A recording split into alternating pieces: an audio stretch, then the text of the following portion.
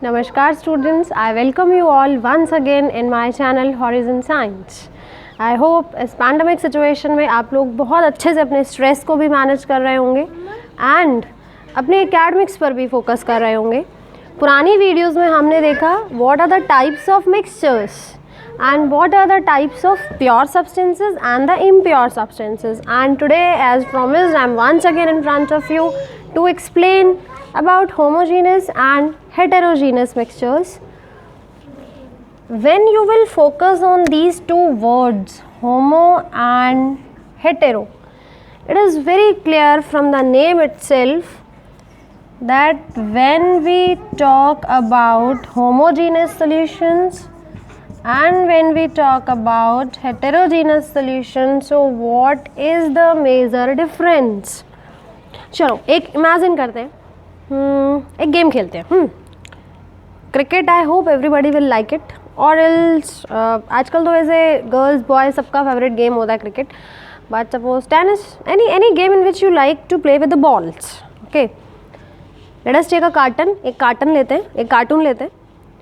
कौन सा कलर की बॉल्स लेना पसंद करोगे? Which colour your most favourite colour? May be red, may be green, may be black. But no, my favourite colour is red. So let us all take red colored balls together in one cartoon, only red colored balls. So if I'll tell you, don't think it is probability of maths, no, it is purely homo and hetero.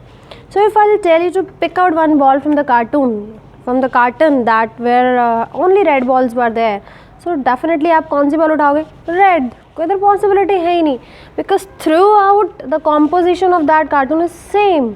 Everywhere red colored balls. That is homogeneous. When composition throughout same, that is homogeneous. Now talk about hetero.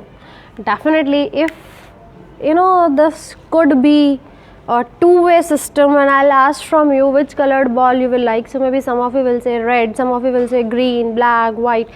So in that case, in the carton there will be mixture of so many colored balls. If in that case I'll tell you, don't watch inside the cartoon and take out any one ball. आपको उस container से एक one ball निकालनी है. So you cannot define which colored ball you will be able to take out. That is hetero. That means when composition is not same, it can be in any way. That is the meaning of heterogeneous. Now what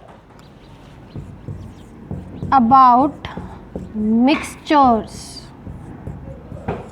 When they are homogeneous mixtures or they are heterogeneous mixtures, let us see. Focus, what have I done? Mix. We are mixing. Any two things are mixed or any more than two things are mixed, that is mixture. In that mixture also it can be a composition of same uniformity as only red balls were there in the container, or it can be of different composition as different colored balls were there in the container. For your ease, I am writing first of all example. Students, take care when you will write this answer in exam. Suppose you are asking differentiation in homogeneous and heterogeneous mixtures. So examples to be written at last. Repeating. Examples to be written at last if the question comes to differentiate them, but for your easy understanding I am writing examples first so that in very grasping manner you can understand it. Homogeneous means we have added water plus sugar. See, there is no chemical bond, it is just addition. We have added sugar into the water, so water has become sweet in taste. अब definitely अगर हमने water में sugar mix की, पानी मीठा हो गया. अब मैं आपसे कहूँ, अच्छा बेटा एक काम करो, एक ग्लास में जो मीठा पानी बनाया उसको ज़रा ऊपर से सिप लेके टेस्ट करो, और दूसरी कंडीशन में आप पूरे पानी को दूसरे किसी कंटेनर में पोर कर दो और लास्ट वाली सिप लेके टेस्ट करो. फिर क्या होगा? ऐसा होगा कि ऊपर से जो सिप किया था वो बिल्कुल मीठा नहीं है और जो लास्ट वाली सिप है वो ज़्यादा मीठा है, या ऊपर वाली सिप वाला ज़्यादा मीठा और लास्ट वाली सिप वाला बहुत कम मीठा, या है ही नहीं, या वो सॉल्टी है. ऐसा नहीं होगा.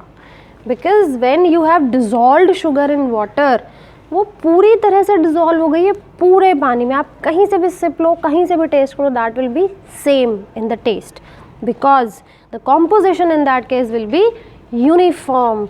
So first point exactly we can say about homogeneous mixture that it shows uniform composition.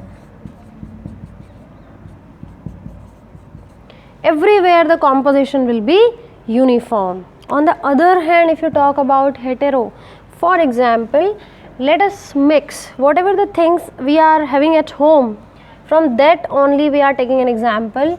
You have salt also, you have sugar also, and suppose I want to add sand also to it. Now we have added it. In that case, even if you try to mix it thoroughly, but still few contents, few crystals of sugar will be more at one place, at another place maybe salt crystals are more, depending on the size of sand particles. Maybe at one place maximum sand particles, at another it is not. That means composition uniformity will be very less, very least we can say.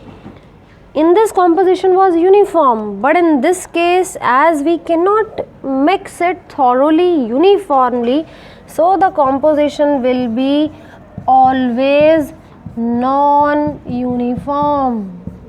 This is the major difference between homogeneous and heterogeneous mixtures. Composition uniform always in homogeneous, composition non-uniform always in heterogeneous. This is very important and noticeable point we can say. Another difference. Now imagine, okay, we will add sugar to water in a glass और उस मीठे पानी को हमने table पे रख दिया, रखा रहने दो 1 घंटे 2 घंटे 1 दिन 2 दिन, क्या लगता है आपको शुगर बॉटम में सेटल हो जाएगी?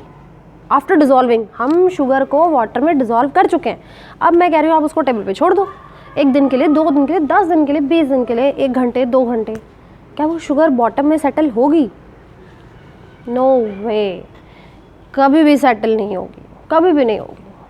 Okay, that means on account of stability if we will talk, homogeneous mixtures are already stable. They do not get disturbed when you leave them unattended. Definitely they will not be disturbed, they will remain as it is. But in this case heterogeneous, instead of this example, if you will take suppose this example also, we can take it as our choice now. So water plus sand I want to take. Another example to understand the second difference, I took water plus sand. Now you do one thing, चलो sand डालो पानी में, मिट्टी डालो पानी में, छोड़ दो उसे 5 minute 10 minute 15 minute 20 minute, an hour, half an hour, 30 minutes. What do you see? ऐसा होगा क्या कि वो स्टेबल रहेगा? कभी नहीं होगा. Gradually, depending on the density, depending on the weight of those sand particles, they will settle at the bottom. This process is called sedimentation. Settling of the heavy particles at bottom is called as sedimentation. So in this case heterogeneous, when we have added sand to water, so that sand will settle at bottom definitely after some time. That means, that proves it, that heterogeneous mixtures are always unstable. If they would have been stable, so there should not be any disturbance. But when you left it unattended, when you are not stirring, when you are not doing anything, आपने सिर्फ उसे table पे छोड़ दिया है, आप disturb नहीं कर रहे हो, तो सैंड तो बॉटम में सेटल हो जाएगी. दैट मीन्स वो सॉल्यूशन, वो मिक्सचर अनस्टेबल था, इसीलिए तो उसने स्टेबिलिटी गेन की, सैंड ने सेटल हो गए बॉटम पे, तो दैट इज अनस्टेबल. आप सोचो और कोई डिफरेंस हो सकते हैं? If you will think you will know definitely. Heterogeneous can be of 2 types, colloidals and suspensions. कुछ याद आ रहा है? Okay, I'll tell you. The third difference will be about passing of light from it. चलो imagine करते हैं, और ये तो आप एक्सपेरिमेंट घर पे भी करके देख सकते हैं. छोटा सा टॉर्च होगा, टॉर्च नहीं होगा तो मोबाइल तो सबके पास है, मोबाइल में टॉर्च होगा. क्या करना है हमें? हमने लिया वाटर में शुगर, एक मीठे पानी की कंटेनर लिया, हमने एक ग्लास में डाला, पानी लिया, चीनी डिज़ोल्व की, शुगर डिज़ोल्व किया और हमें शुगर वाटर या सॉल्टी वाटर, आप कुछ भी ले सकते हो। यहाँ पे ग्लास रखो, चलो इमेजिन करते हैं यहाँ पे ग्लास रखते हैं, यहाँ से मोबाइल की टॉर्च लाइट हम डाल रहे हैं, क्या लगता है आपको क्या होगा? लाइट स्कैटर हो जाएगी क्या? इधर उधर फैल जाएगी? एक काम करना, आज एक्सपेरिमेंट करके देखना और फिर मुझे मेरे वीडियो को वॉच करने के बाद उसके कमेंट सेक्शन में लिखना what have you done and what have you observed, हुआ क्या जब आपने ये वाला एक्सपेरिमेंट किया। मैं भी दिखा सकती हूँ आपको एक्सपेरिमेंट करके, बट मैं चाहती हूँ आप लोग खुद करो, आपको बड़ा मज़ा आएगा, यू विल एन्जॉय। ओके, कांच का ग्लास लेना है, ग्लास ऑफ ग्लास, कांच का लेना है ग्लास, अपने ये जो अपने स्टील के यूटेंसिल्स हैं ये काम में नहीं लेने, कांच का ग्लास लेना है, पानी डालना है, चीनी को अच्छे से डिज़ोल्व करना है, अनअटेंडेड नहीं रहनी चाहिए, अच्छे से डिज़ोल्व करना है। फिर उसको आपको टॉर्च लाइट या मोबाइल की टॉर्च लाइट या लाइट बीम, लेज़र लाइट जो आपके पास है उसमें से ट्राई करना है। Then you have to watch out, do you observe light passes, light scatters, what happens, क्या होगा या मुझे कमेंट सेक्शन में बताना। फिर भी आप प्रैक्टिकली करोगे वो आप मुझे बताना, मैं थेरेटिकली आपको बता रही हूँ। हमने पानी में चीनी डिज़ोल्व कर ली, शुगर डिज़ोल्व कर ली, अब डिज़ोल्व होने के बाद उनका पार्टिकल्स का साइज़ बहुत छोटा है, इट इज़ नॉट बिगर। अब जब साइज़ बड़ा नहीं है, हमें अगर किसी कॉरिडोर में भागना है और हमारे रास्ते में कोई बैरियर नहीं है तो हम ईज़िली भाग लेंगे। वही लाइट के साथ हो रहा है। यहाँ क्या हो रहा है? Almost this is the condition, a glass, water, sugar have been dissolve, तो शुगर का कोई बैरियर नहीं है, so when a light beam will strike to it, it will easily pass through it because there is no barrier. So in this we can say light can pass easily, but in this case what will happen? भाई साहब आपने barrier बना दिया ना sand डाल के उस पर, अब लाइट कैसे पास होगी? लाइट पास नहीं हो पाएगी। या तो लाइट को सैंड पार्टिकल्स एब्जॉर्ब कर लेंगे या फिर लाइट पार्टिकल्स को स्कैटर कर देंगे। आप भाग रहे हो, भागते भागते अगर आपके रास्ते में कोई बैरियर आ जाए, कोई पोल आ जाए, हम कॉरिडोर में भाग रहे हैं, अचानक से खंभा हमारे सामने आ गया, अगर वो खंभा बहुत बड़ा है तो क्या होगा? तो आप उसे टकरा के गिर जाओगे, है ना। या फिर ये होगा कि अगर आप उस खंभे के पास जा रहे हो तो उस खंभे के पास जाके आपको अपना थोड़ा सा डाइवर्जन करके आप वापस कंटिन्यू कर लोगे। वही वाली बात है, हमने पानी में सैंड डाली, वाटर में सैंड डाली, तो क्या हुआ? या तो लाइट रे पास नहीं हो पाएगी, बिल्कुल ही नहीं हो पाएगी, एब्जॉर्ब हो जाएगी, या फिर स्कैटर हो जाएगी। स्कैटरिंग के चांसेस ज़्यादा हैं कि वो थोड़ा सा लाइट, देखो ऐसे आई, सपोज ये हमारा बैरियर है, लाइट आ रही है स्ट्रेट आ रही है, इससे टकरा के वो इधर इधर स्कैटर हो जाएगी। So in case of heterogeneous, scattering of light takes place. What happens in this case? scattering of light takes place, and this scattering of light is called as Tyndall effect. Although I will explain you this Tyndall effect in my next video, till then you keep watching my channel and ऐसे ही मुझे प्यार करते रहिए, मेरे channel को share करते रहिए, like करते रहिए, सब्सक्राइब करते रहिए। एंड मोस्ट इम्पॉर्टेंट, अगर आपके आसपास भी कोई स्टूडेंट ऐसा है जिसे ऑनलाइन क्लासेस की वजह से पढ़ने में हेल्प नहीं मिल पा रही है, please as a help, as a social service, आप प्लीज़ अपने फ्रेंड्स को, अपने आसपास के सराउंडिंग्स में जो भी नीडी वंस हैं उनको भी मेरे वीडियोस दिखाइए, so that they can gain the knowledge, they can attain the knowledge and they can get good marks. Thank you so much children, love you all, keep watching my channel.